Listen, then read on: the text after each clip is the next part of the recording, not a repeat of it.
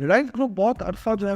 वो बड़े बड़े मेगा प्रोजेक्ट्स करता रहा हिंदुस्तान में, मगर ये ज़्यादातर वो प्रोजेक्ट्स थे जो इंडस्ट्रियल प्रोजेक्ट्स थे। मगर पिछले 5-10 साल के अंदर हमने एक बहुत ज़्यादा स्टॉप चेंज देखा। ये जो चेंज है इसके बारे में मैं ख़ास तौर पे बात करना चाहता हूँ। मुकेश अंबानी की बिजनेस स्ट्रेटजी को जो मैंने ऑब्जर्व किया, उसमें बहुत बड़ा चेंज जो है वो टेक्नोलॉजी के साथ आया। यानी हम ये देखते हैं कि वॉरेन बफेट ने भी अपनी ज़िंदगी में टेक्नोलॉजी स्टॉक्स को अवॉइड किया। हाँ, पिछले कुछ सालों में एप्पल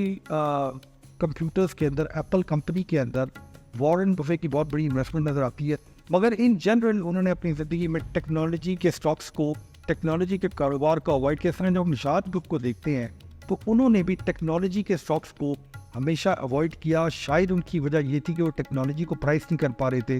टेक्नोलॉजी को शायद वो सही तरह समझ नहीं रहे थे। और वैसे ये बात फेयर है कि मियां मंशा और वॉरेन बफेट और मुकेश अंबानी तीनों ही एनालॉग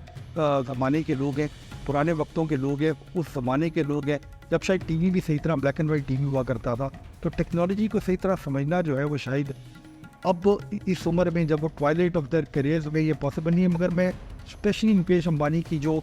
टेक्नोलॉजी की स्ट्रेटजी है उस पर बात करना चाहूँगा। देखिए, ये जब मुकेश अंबानी साहब के वालिद धीरूभाई अंबानी ने जब रिलायंस ग्रुप, जब उनकी वफ़ात हुई तो रिलायंस ग्रुप के 2 हिस्से हो गए और अनिल अंबानी और मुकेश अंबानी को मुख्तलिफ हिस्से मिल गए कारोबारों के। और अगर आप 2005 और उसके बाद का टाइम देखें तो अनिल अंबानी ने ज़्यादातर जो इन्वेस्टमेंट्स की वो ज़्यादातर टेक्नोलॉजी के अंदर की, ज़्यादातर जो है वो उन्होंने एंटरटेनमेंट सेक्टर में इन्वेस्टमेंट की। और उस दौर में मुकेश अंबानी साहब की जो ज़्यादातर इन्वेस्टमेंट्स थी वो बड़े बड़े मेगा इंडस्ट्रियल प्रोजेक्ट्स के अंदर थी। मैं आपको एक इंटरेस्टिंग बात बताऊँ, इंडिया का जो टेलीकॉम सेक्टर जब खुला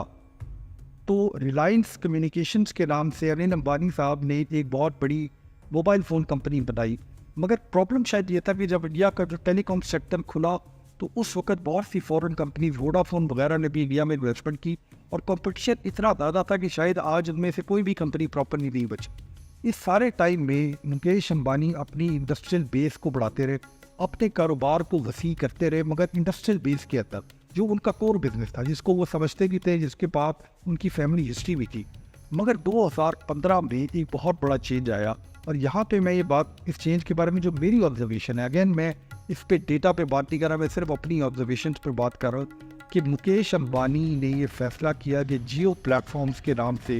एक कंपनी बनाई जाए, जियो फ़ोन के नाम से एक कंपनी बनाई जाए। ये जियो नहीं है जो जियो टीवी आप देखते हैं, ये JIO जियो है जो इस वक्त हिंदुस्तान का, इंडिया की सबसे बड़ा टेलीकॉम प्रोवाइडर है। इस किस्म का प्रोजेक्ट करने के लिए बहुत बड़ा विजन चाहिए, इस किस्म का प्रोजेक्ट करने के लिए बहुत ज़्यादा पैसा भी चाहिए। यानी एक तरह का बहुत बड़ा रिस्क मैं समझ लूँ कि मुकेश अंबानी ले रहे थे, मगर बहुत ही वेल थॉट आउट स्ट्रेटजी थी और बहुत ही फोरसाइट थी इस प्लेटफॉर्म को, इस सिस्टम को बनाने में। वो ये कि 2010 के बाद जब स्मार्टफोन आए दुनिया में और डेटा यानी इंटरनेट की जो अवेलेबिलिटी है ये बहुत ज़्यादा इंपॉर्टेंट होगी, मोबाइल फ़ोन कॉल से भी ज़्यादा इंपॉर्टेंट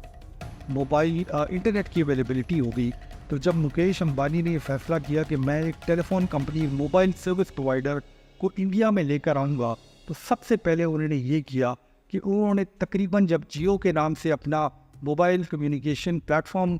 निकाला, इंडिया में मोबाइल फ़ोन कंपनी निकाली, तो जो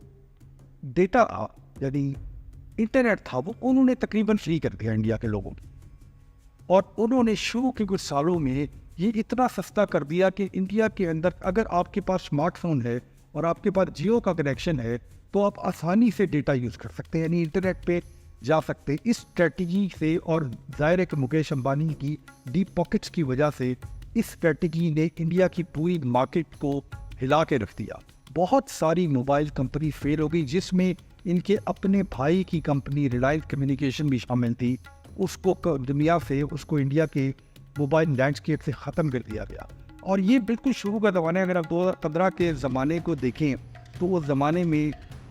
मोबाइल कम्युनिकेशंस के ज़रिए जो हम आज जिसमें देखते हैं, इनमें फूड डिलीवरीज आती हैं, जिसके अंदर बहुत सारे डिफरेंट प्लेटफॉर्म्स आते हैं, वो उस ज़माने में उस तरह इंटेंस नहीं थे, मगर शायद इनकी फोरसाइट थी कि मार्केट इस तरह बनने वाली है। मैं जब इस जियो के मूव्स को देखता हूँ रिलायंस की तरफ से, तो मुझे ये बड़ी पिवटल मूव नज़र आती है जहाँ पे आज मुकेश अंबानी खड़े हैं। मैंने जब गौर किया कि उन्होंने एक्चुअली इस प्लेटफॉर्म के साथ किया गया, तो उनकी सोच शायद ये थी कि अगर वो एक शख्स इंडिया की तमाम पॉपुलेशन की जेब के अंदर उनका दिया हुआ फ़ोन है, उनका प्लेटफॉर्म है, तो उसकी सोच को, उसके पैटर्न को वो उसको कंट्रोल कर सकते हैं डेटा के ज़रिए। और ये एक बड़ी ही मेरा ख्याल है कि गेम चेंजिंग सोच थी। बाद में टाइम के साथ साथ जैसे जैसे मोबाइल प्लेटफॉर्म्स और उसके अलावा जो मोबाइल फ़ोन के अंदर सर्विसेज है, एप्लीकेशन है, उनका काम बढ़ता गया, तो उनकी जो इन्फ्लुएंस है वो मार्केट पे, इंडियन मार्केट पे बहुत तेज़ी से बढ़ती गई। और इवेंचुअली उन्होंने ये किया कि जियो प्लेटफॉर्म्स को इवेंचुअली उन्होंने उसके कुछ हिस्से जो हैं वो फॉरेन कंपनीज़ को बेचना शुरू कर दिए, और उनको सेल करने से अरबों डॉलर यानी बिलियंस ऑफ डॉलर, जहाँ तक मेरा ख्याल है 20 बिलियन या शायद इससे ज़्यादा पैसे जो है उनको उनके हिस्से सेल करके जियो प्लेटफॉर्म्स के बेचने से उनको आए, जिससे उन्होंने अपनी इंडस्ट्रियल सेक्टर की, अपनी इंडस्ट्रियल कंपनीज की डेट को थोड़ा सा पे ऑफ करना शुरू कर दिया। ये एक ब्रिलियंट स्ट्रैटेजी थी, जिससे जो उनकी जो इस्टेब्लिश कंपनीज थी उनकी भी बेस मजबूत हुई, और उसके साथ साथ इंडिया की जो जो डिजिटल लैंडस्केप है उसमें भी अंबानीज का नाम और रिलायंस का नाम इंट्रेंच हो गया। आज जो अब तरक्की देखते हैं मुकेश अंबानी की, जो कि अब वो रिटेल सेक्टर में भी काम कर रहे हैं, उसके अलावा और भी बहुत सारे इंफ्रास्ट्रक्चर के प्रोजेक्ट्स कर रहे हैं, मगर शायद वॉरेन बफेट,